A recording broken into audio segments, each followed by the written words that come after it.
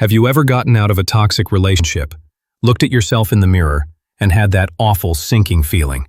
Wait, what if I'm the problem? What if I'm the narcissist?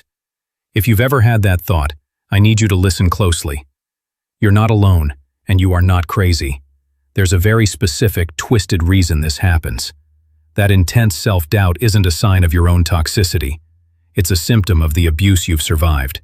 It's the last gut punch in a narcissistic relationship. In this video, we're going to expose exactly how this works. We'll break down the psychological games that make a deeply feeling person, an empath, question their own identity and their own goodness. I'll also give you 5 clear signs that you are, in fact, the empath in this dynamic, not the narcissist. So, stick with me, because understanding this is your first real step to getting your reality back. Section 1. The core of the confusion, the toxic dance. Before we get into the how, let's be clear on the who. Empaths are people with a high-level ability to feel and absorb the emotions of others. They are naturally compassionate, caring, and tuned in to the people around them. Their main goal is almost always to create harmony and to heal. Narcissists are on the complete other side of the coin. They're defined by an inflated sense of self-importance, a desperate need for admiration, and a deep, profound lack of emotional empathy. They see relationships as a way to get what they want. Now, you'd think these two would repel each other, but they often attract. The empath sees a wounded person behind the narcissist's charm and wants to heal them. The narcissist sees an endless source of validation and emotional supply. This creates the perfect setup for a deeply toxic dynamic, where the empath's greatest strength, their own empathy, gets turned into a weapon against them. The confusion really starts when the roles feel like they're blurring, and trust me, that's by design. Section 2. The listicle. 5 ways narcissistic abuse makes you question yourself. So how does this actually happen? How can someone who cares so much start to believe they're the one who is selfish and cruel? It happens through a calculated campaign of psychological manipulation. Here are the 5 key ways it's done. Number 1. The weapon of projection. Projection is a narcissist's favorite defense mechanism. They take all of their own worst traits, their selfishness, their manipulation, their rage, and they accuse you of having them. Sound familiar? You try to set a small boundary, and you're accused of being controlling. You ask for your needs to be met, and suddenly, you're selfish. You finally react to their cruelty, and you're the one with anger issues. A narcissist will call you a manipulator or self-centered, even when it's a perfect description of their own behavior. They build a fake story where you're the villain, and they repeat it so often that you start to believe it. You begin to see yourself through their twisted lens and wonder, maybe I am being manipulative. Maybe I am too demanding. This isn't a reflection of you, it's a confession from them. They are literally telling on themselves and making you carry the shame. Number 2. The erosion of reality through gaslighting. Gaslighting is a slow-burning poison. It's the narcissist's go-to tool for taking apart your sense of reality, piece by piece. They will deny saying things, deny doing things, even when you have proof. They'll say things like, "I never said that," "You're remembering it wrong," or the all-time classic, "You're being too sensitive." I once had a client whose partner would hide her car keys, let her panic, and then find them for her, just to say, "See how forgetful you are? You'd be lost without me." It's a strategy designed to make you doubt your own mind. Over time, this constant invalidation makes you feel like you can't trust your own memory or feelings. When you can no longer trust your own perception, it becomes frighteningly easy to accept their version of reality, the one where they are the victim, and you're the one who's unstable. You stop trusting your gut, and that's exactly where they want you, confused and dependent on them. Number 3. Reactive abuse. Turning your reactions against you. This might be the most confusing and cruel tactic of them all. A narcissist will poke, prod, and provoke you. They'll cross your boundaries, belittle you, ignore you, and chip away at your self-worth, day in and day out. Eventually, after months or even years of this, you break. You yell. You cry. You might even throw something. You have a completely human reaction to an inhuman amount of pressure.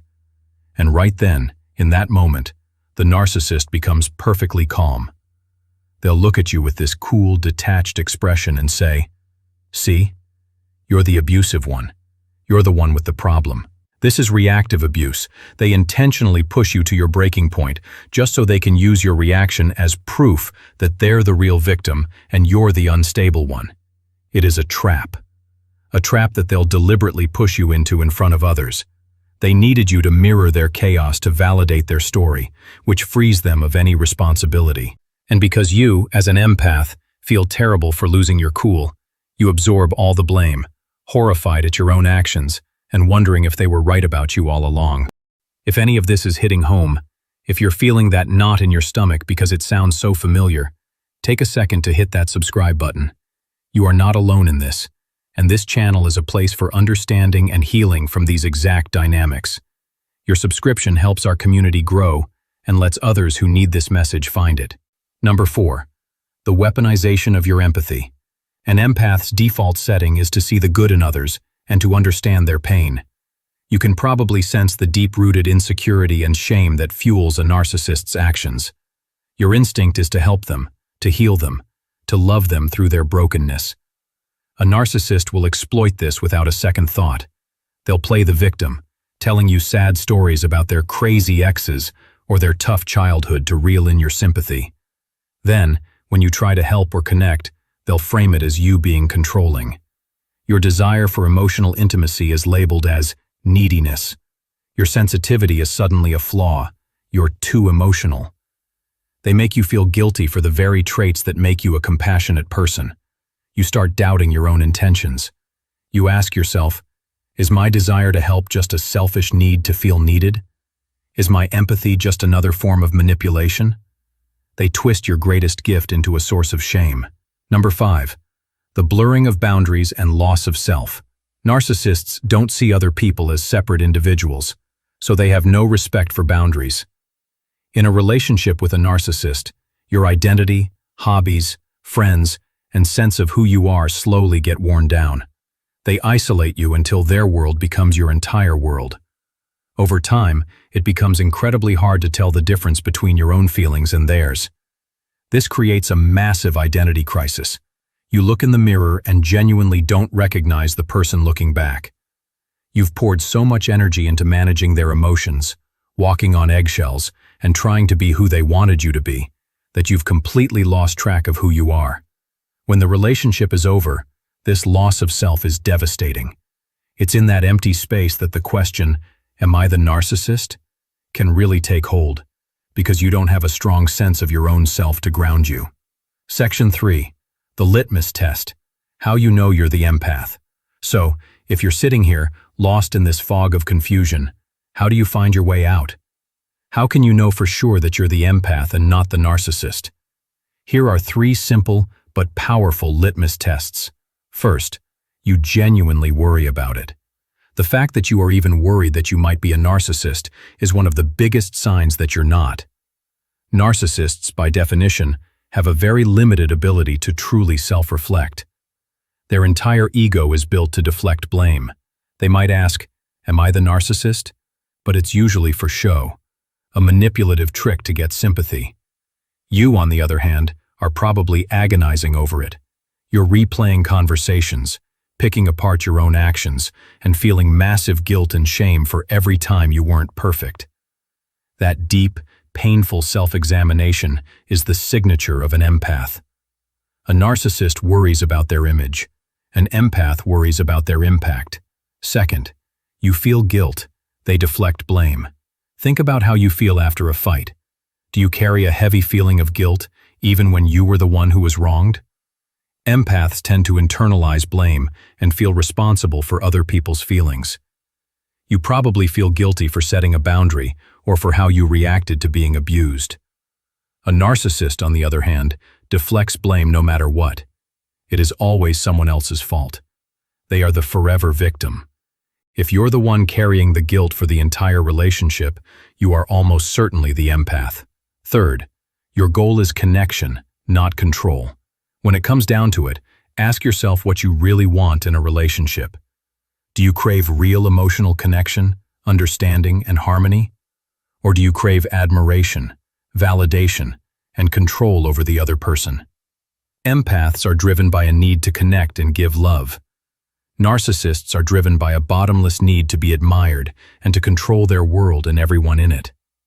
Even when an empath lashes out in reactive abuse, the goal is usually a desperate attempt to be heard, to reconnect, or to make the pain stop. For a narcissist, the goal is always to win, to dominate, and to protect their fragile ego. Let's come back to that question. What if I'm the narcissist? If you've been down this road, if you've felt this fear, I need you to hear this. That confusion is not your fault. It was manufactured.